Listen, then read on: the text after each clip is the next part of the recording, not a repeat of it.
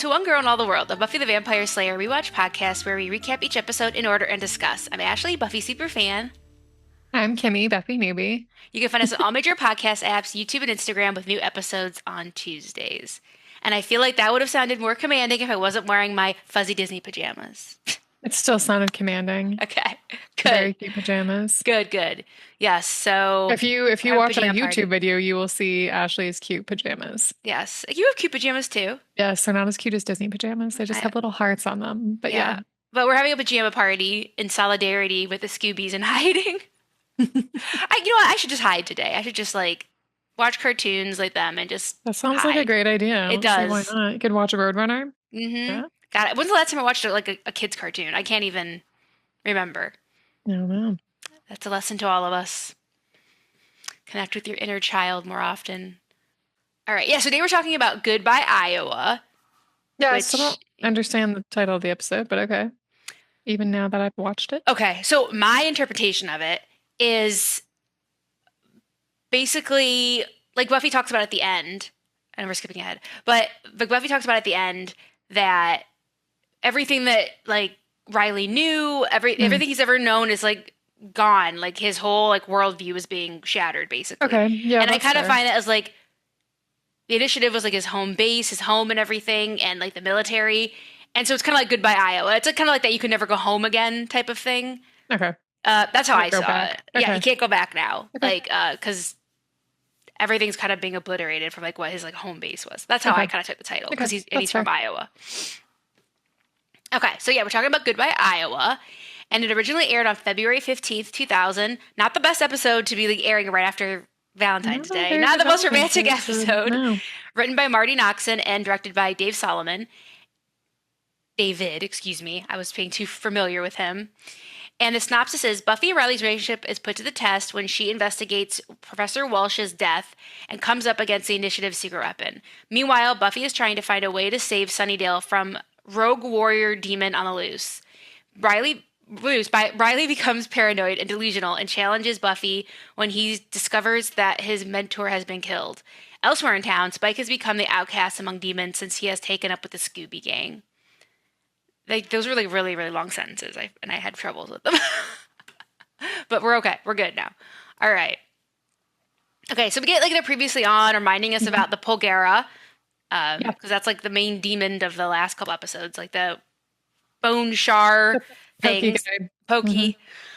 His arms, and they got put onto Adam. We get reminded that Professor Walsh died, and that Adam exists, and that Adam is kind of alive, and he killed Walsh. Yeah. So at Giles, we kind of pick up right where the last episode left off. Where we're at Giles, everybody's still there, and Buffy is kind of telling the gang what happened about how Maggie led her into a trap. Set her up.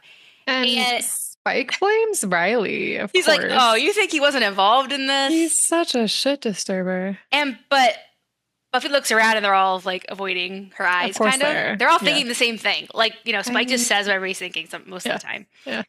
But Buffy is convinced that Riley wasn't involved. Yeah.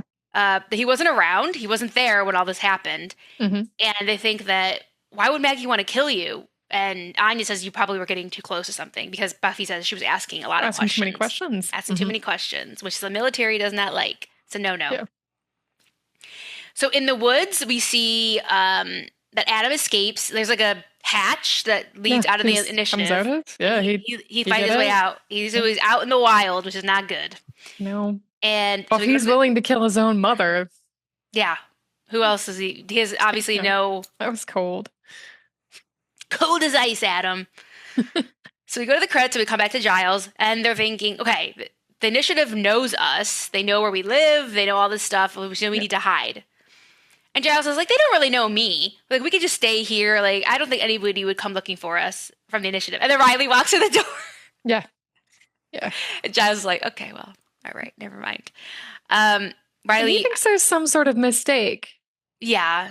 Oh, yeah. I mean, there must be some sort of mix-up. Professor Walsh would have never. She'd never do that. And something's probably skipping a little bit, because I go back and forth a little bit on a couple subjects here. But he thinks something must be controlling her. There's no way that she would act that way and do that.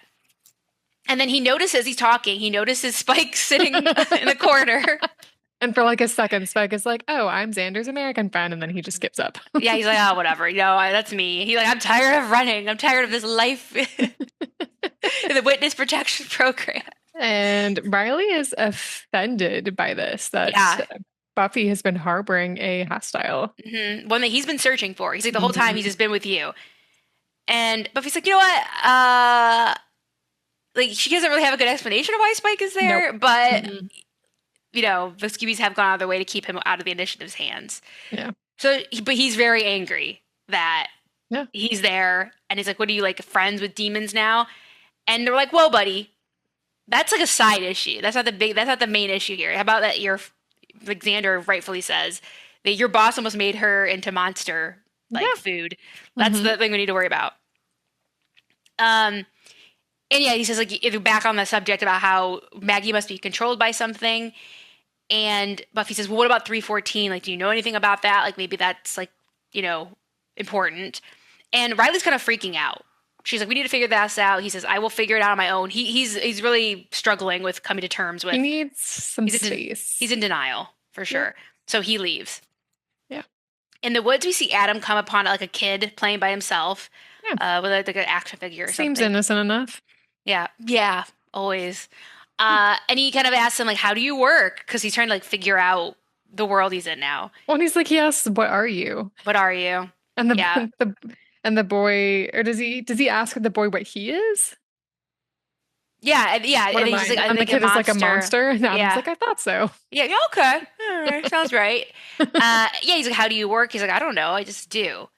And then Adam, like, you kind of leave it there, like, uh-oh, this might not work well. Adam is curious about how this kid works. So in the campus, we just see Riley kind of just wandering on the campus, like, oh, my life. Oh, what am I going to do? Who do I believe? What's the truth? Yeah. So he's feeling purposeless. Yeah, he's just aimlessly walking. All right, in room 314, Dr. Engelman comes in, just like Maggie. He's looking for her. The lights don't work. The lights aren't on, and he slips in something and falls on the ground, and we realize it's her blood. Yeah, her blood, yep. Yeah, and he sees her body on the floor, and Adam's gone. So, yeah. Not good. Not good situation. Mm. I love this scene. So at Xander's, this is cute. It's a whole Scooby sleepover, very cute. A disco ball? Yeah, Xander has a disco. He's got to liven the place up somehow. Even though I don't know how much light can get down there to actually make it disco. It's just a mirror. Yeah. So on the pull-out couch, which I think is where Xander usually sleeps, I'm not sure. Yeah, it's Willow, Anya, and Buffy are sleeping together on there. Giles is sleeping on a like an inflatable, like, early 2000s inflatable seat that we all had. And so yeah, they're watching the girls are watching cartoons, and Giles is like, I am too old for this, and he's like, oh, like, he hates this. And yeah, the girls are watching cartoons, and Anya and Xander kind of start bickering about keeping each other awake. And you mean Giles and Anya? Oh, sorry. Yes, I meant Giles and Anya. Talking about her Wagnerian snoring. Yeah. What did you look that up? Do you know what that means? No, it means Wagner. Oh, right? Got it. Okay. I don't know. I didn't look it up. I'm assuming that's what he means. Okay. Classical composer. Yeah. Okay. Got it. I just didn't even go there for some reason. I was like, I don't even know what that word means. And she's like, yeah, every time you moved, your chair squeaked because it's just plastic inflatable chair. And Buffy is like, okay, guys, stop it, please. She says, stop making me relive scenes from my parents' marriage. Damn. Yeah. And she's just really worried about Riley. She knows that he's like grappling with the whole situation, doesn't know who to believe. So she's really worried about him. And she's like, yeah, I'm already at the, like, feel what he feels. Like, if he feels pain, I feel pain. Like, stage of the relationship. So she's very invested. And Willow tries to be supportive. She's like, he's just confused, he needs to figure his stuff out, basically. Mm-hmm. Yeah. And some little side thing that I didn't notice ever, like, again, it says I love this podcast, like, I really deep dive in each episode. I never noticed it before, and I wouldn't even have noticed it watching it this time, but I, like, went on the internet, that the you don't get a great view of it, but the shirt that Anya's wearing in bed was Xander's shirt that he was wearing during Something Blue. The, like, white in the middle and, like, the orange sleeves, like the baseball tee. She's wearing that. So I thought That's cute. that was a nice Okay. detail that nobody would have Nice. noticed. Oh. But she's wearing one of Xander's shirts to bed. Xander comes down with breakfast and tells them to quickly turn on the TV. And they watch a news report about a kid that was killed. Looked like he was like pierced with some A large skewer. A large skewer. It's a large skewer. And then his body was mutilated. And then somebody's like, a poker demon has skewer. Yeah. So Buffy, they all kind of come to the conclusion that Maggie sent the Polgar. Polgara? Polgara, that's right. Polgara, I think it's Polgara, okay. Yeah, Polgara. They all come to the conclusion that Maggie sent the Polgara demon after Buffy. And obviously, while looking for her, it came across this child and killed it. So Buffy is like feeling some guilt, but she's like, well, you know what? I'm going to deal with this by killing this thing. I'm going to kill it in ways it didn't even know it could die and all this. And she's standing up and she's like, we're going to get this thing. We're going to end this. And then, yeah, she says, this would have been more commanding if I wasn't wearing my yummy sushi pajamas, which was the question. You said cats, which I could see. Buffy's never really had pets, so. No, I just couldn't even, I would have never guessed sushi pajamas. Except for Amy. But yeah. Could have been rats on it. Yeah. She's more Willow's pet, to be honest. That's more Willow's pet. Yeah. But yeah, still. Yeah.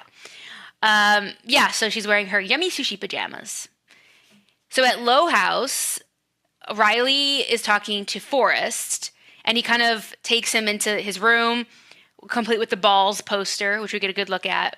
We get a good look at Riley's balls, and he says that, do you have any reservations about, do you believe everything that's, we're being told and all that? Because, doubt is creeping into Riley's mind about the initiative. Or do you have any reservation about what we're doing? And he says that, Walsh tried to kill Buffy, and Forrest is, immediately very supportive of Professor Walsh.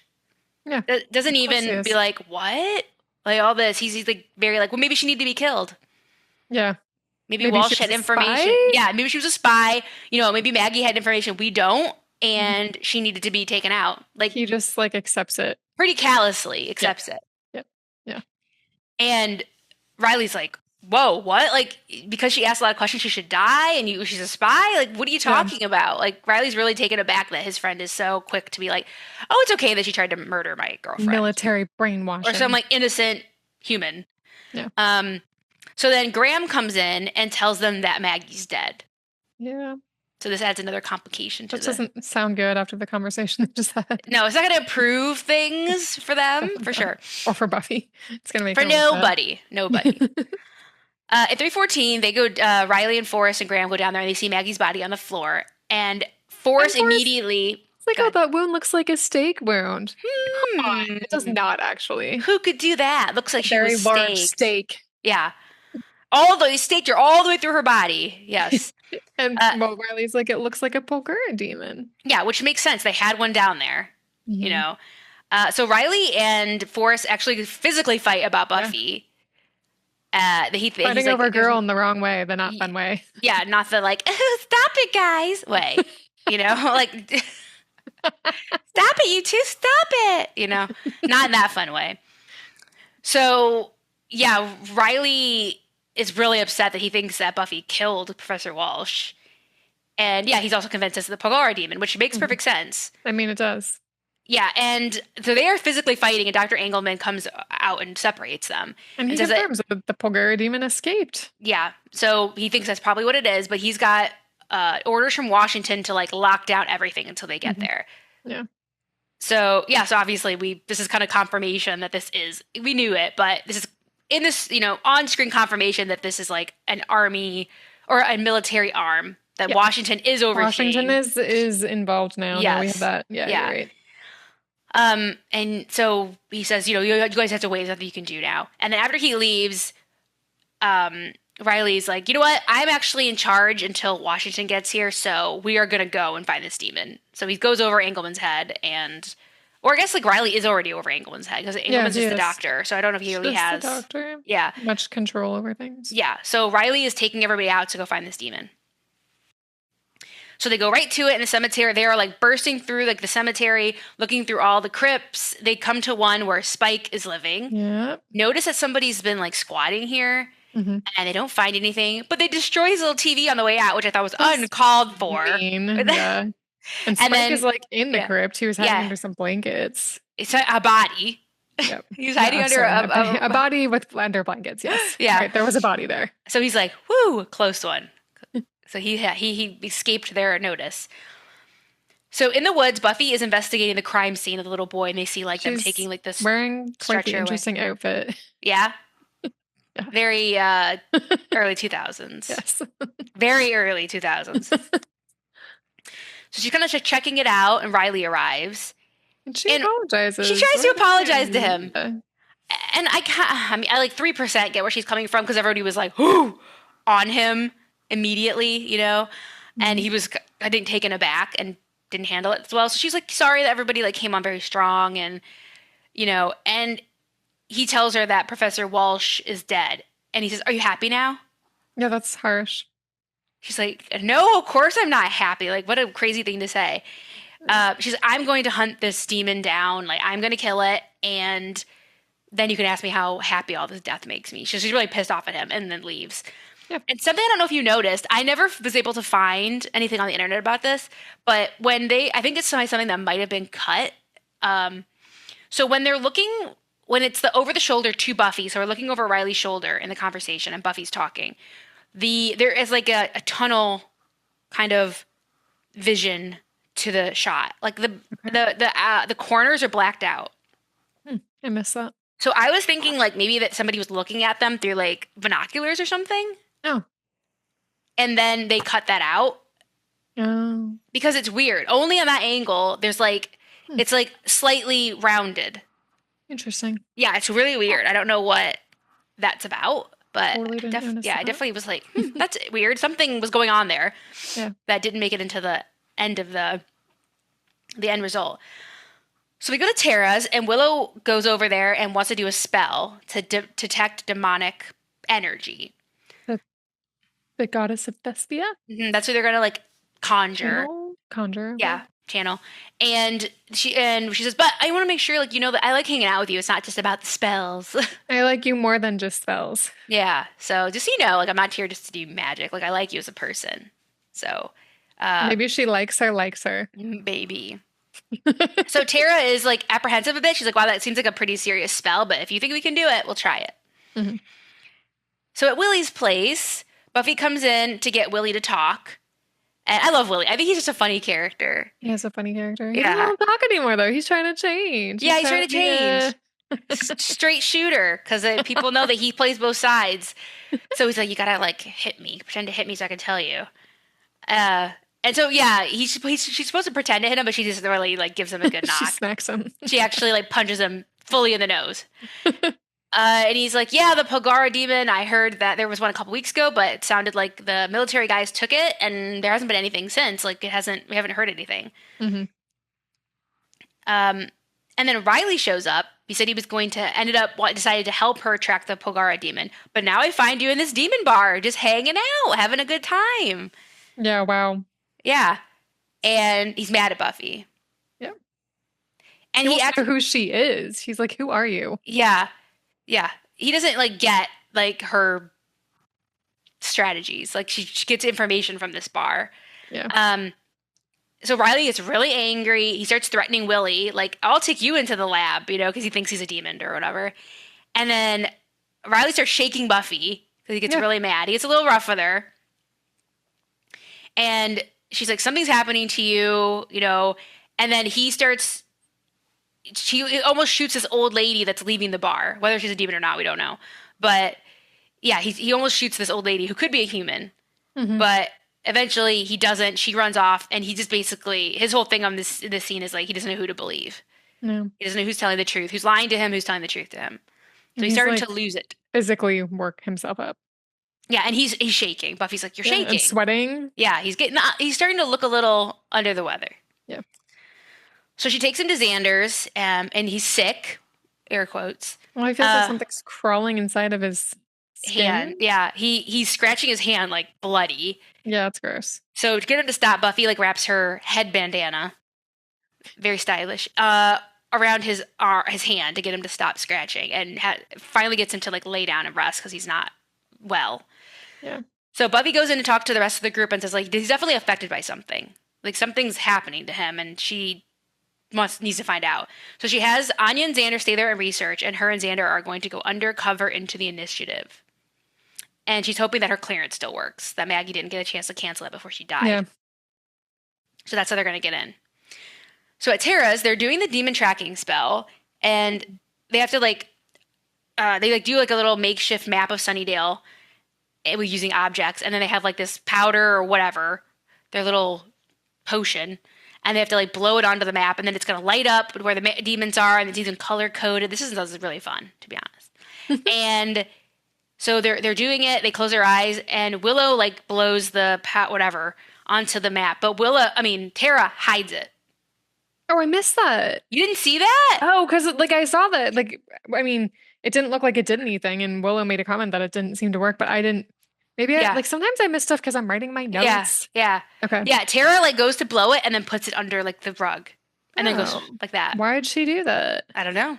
But so the spell doesn't work, and Willow can't figure out why. Huh. I'm glad you pointed that out because I just thought it didn't work. Okay, weird. It didn't work because Tara didn't complete her part. Intriguing. Tara. Okay. What's going on with her? Stick that in your back pocket for a while. Mm-hmm. Okay, so Buffy and Xander arrive at Low House, and there's that random commando that just like runs through them. Like he just runs through the room, so it was acting a bit strange. She gets to the mirror, and it's funny. She's like, I hope my retinal scan still works. And Xander says, oh, I know, that's disgusting. I don't want to see that. She's like, retinal scan. Like, not rectal scan, which is what he thought it was. Weirdo. Xander, idiot. So it does work. They go into the elevator. They go down. They go into the initiative. And to kind of like hide. Oh, I love when Buffy just puts glasses on and a lab coat. So nobody's going to. Disguise. Nobody's disguise her. Well, and I like how Xander's like, I get it now. Can I have sex with Riley too? Yeah, because this initiative is impressive. He comes in, he's like, whoa. And also the reason she took Xander is because he has that one night of G.I. Joe experience. His military intel. Yeah, which Anya was not happy about because she doesn't want him to get hurt. So she didn't want him to and she also doesn't want Buffy to steal him. Yeah. Yeah. Like, she had her chance. Like, Buffy could have taken Xander anytime she wanted for years. She didn't want him.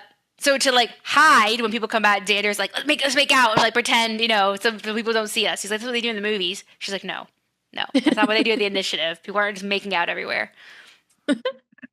So back at Xander's, Willow, Anya, and Giles kind of catch up. Willow said the spell didn't work. Mm-hmm. Anya and Giles say that they aren't really finding anything useful, except for that doesn't sound like a Pulgera because they have to eat every 2 hours, so that doesn't really make them for a stealthy kind of demon. And so it's just not matching up that it's a Pulgera. Willow pulls back the little privacy sheet that they have set up down there, and Riley's just standing there, so he scares her. And he's not looking good. No. He's like sweating good. And yeah, he's like bags under deep bags under his eyes. And he says, I want to find Buffy. And she's like, she's not here. She went to go find what's making you sick. And he's like, okay. She went to the initiative. Like, so he's getting dressed and he's like really aggravated. And he's like, I'm going to leave. They try to stop him and he pushes Willow to the ground and leaves. Yeah, like pretty hard. Yeah. Not good. So at the initiative, Buffy and Xander are kind of like sneaking through. They hear Dr. Engelman talking about how they had drugged the commandos. They had drugged their food. And that with everything happening. So it was their food. It wasn't the vitamins? So I think it's probably more than.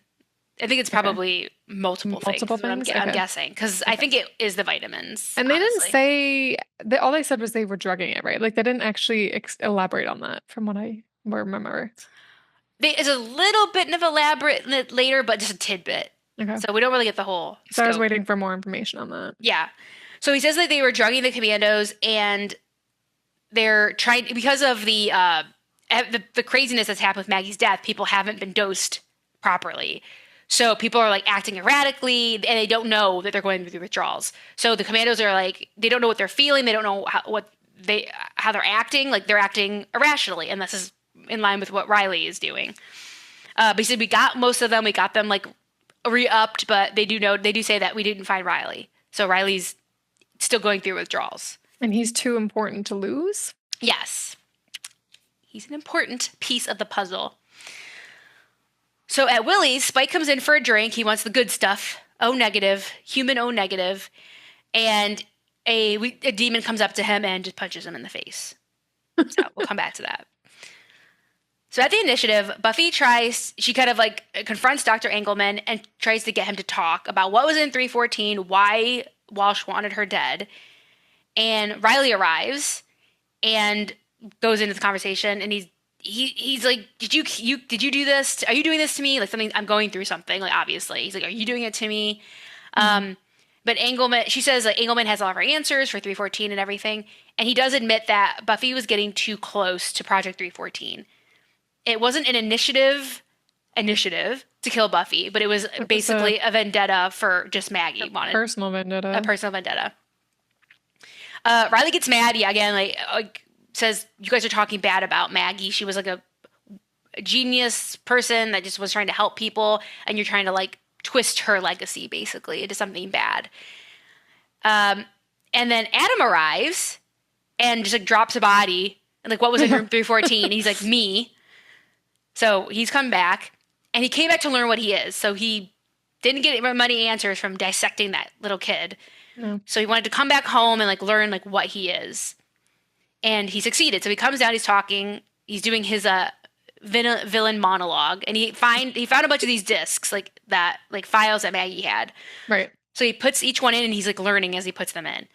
So it says that he is a demonoid. He's made from human, demon, and machine. All different parts of all three. He says that he learned that Maggie loved him, and that she loved him and Riley as sons. Mm-hmm. And Riley's kind of saying like, you're delusional. So, like, she didn't love you. She was like a scientist, and she's not my mother. Like, she's not really my mother. Why would you say that? And he kind of says, yeah, well, Maggie molded you. She molded how you think, how you feel, everything. It went through drugs, but also I think just through her influence. Mm-hmm. Yeah. So in that way, she was like a mother figure to you. Yep. And he pulls out another disc, and he says, here's the plan she had for us. Because I think like Maggie was like planning to bring Riley into the fold at some point, but obviously it didn't go the way she wanted. So he says, here's the plan. Like, do you want to hear what it was, what she had planned for us? And then Riley like loses it, pulls out a gun on Adam, and then like a fight ensues. So they're all fighting everybody. Buffy, Adam, and Riley are all fighting, and Xander tries, bless his heart, but he gets batted away as usual pretty quickly. And Dr. Engelman tries to like run out of the room, but Adam stabs him with the skewer, his weapon of choice. Yeah, the Bulgara skewer. So Adam stabs Riley. It doesn't seem like much is phasing Adam. And Buffy has a hard time fighting him. She's like going at him, but he's just kind of like batting her away. Like she's like she's Xander. Like a little doll or something. Yeah, like a little fly, a little Xander fly. And Adam just leaves. He's just like, okay, I got what I came for. Yeah, I got what I came for, and he goes out of vent. So the initiative finally gets into the room, and obviously Dr. Engelman is dead, and Riley is like severely hurt from being stabbed. So the initiative wants to take Riley to a military hospital. Yeah. But Buffy doesn't want to leave him. She wants to go too, and they're like, no. Forrest is like, get out of here. Like, we take care of our own. It's a military hospital. You can't go. Mm-hmm. And so Xander actually convinces her to leave with him, and lets them take Riley. So at Willie's, we see Spike be thrown out of Willie's. He's been beaten up really badly. Yeah, and he gets accused of killing demons, which is true. Accurate. Yep. Yeah, I guess there's like a code, like a bro code between demons. Like we don't kill each other. Like we are on the same team. They are on the other team. Yep. And you've been like helping out the Slayer. You've been beating up humans, and if you show up here again, I'm gonna break that rule and kill you. So they just kind of like lay it out for Spike that he's no longer welcome amongst the demons. Yep. So on campus, Buffy and Willow are walking, saying she hasn't heard from Riley. She's worried about him. She's worried about him. She's worried about taking on the initiative. She can't really fully take on the initiative when Adam's out there running on the loose. So there's Adam a lot. Is too strong and fast for her. Yeah, she's like she could barely fight him. So it's concerning. And she goes back to Riley, how she's like so worried that he's alone, and that he has nothing to hold on to. Right. Yeah. And then we have one little last scene at the hospital where obviously we see Riley has survived, but he's in the hospital and he's looking at the bandana that she put around his hand. He's like kind of like looking at it. So that's what he's like holding on to, her bandana. So okay, that's cute. Yeah. I didn't get that symbol, so okay. Yeah. So like the last thing she says like he has nothing to hold on to, and then it shows him like holding on to her bandana. So he's still thinking of her. He's still very conflicted, Yeah. All right, so that was Goodbye Iowa. So my favorite quote was, no surprise, that probably would have sounded more commanding if I wasn't wearing my yummy sushi pajamas. And then my favorite scene was the PJ party scene as well. That was cute. Yeah. I loved that. Yeah. That was a good one. I'm realizing I didn't actually make note of a favorite quote. So I'll steal your favorite quote, the yummy sushi pajama one. Yeah, there wasn't like a ton to choose from in this episode as well. Nothing was really, and then my favorite scene was actually the same as you, like when Giles and Anya were bickering back and forth. That was really funny. And just like the inflatable thing, and that was just a really cute, funny scene. Yeah, they're not all good roommates together in the same room. It's tough. Okay, so my steak rating was a 4.2. Okay. Is that high? That's generous. Okay, it was generous. It was generous, yes. So I didn't even have much to say about it. I said too much Riley. I mean, I actually agree with you on this one. Yep. Too much Riley. I love the PJ party. That was a highlight. That was cute. I said it was like overall kind of forgettable. We did learn some important things, but we did. Yeah. Overall, it was pretty forgettable. And Riley like losing his mind obviously isn't the best. But yeah, that's all I have to say about it. Yep. Well, I gave it a 3.5. So. Oh, sorry. Let me just add one more thing. The thing you didn't even so you can't speak to this because you didn't see it the first time. A big thing else was like, what the hell is Tara up to? Oh yeah, I'm so curious about that. Which I didn't even write down, but like thinking about it now. So that's a big thing. Yeah. Hopefully we'll learn more about that soon. Mm-hmm. Okay, so I gave it a 3.5. I just wasn't really into it.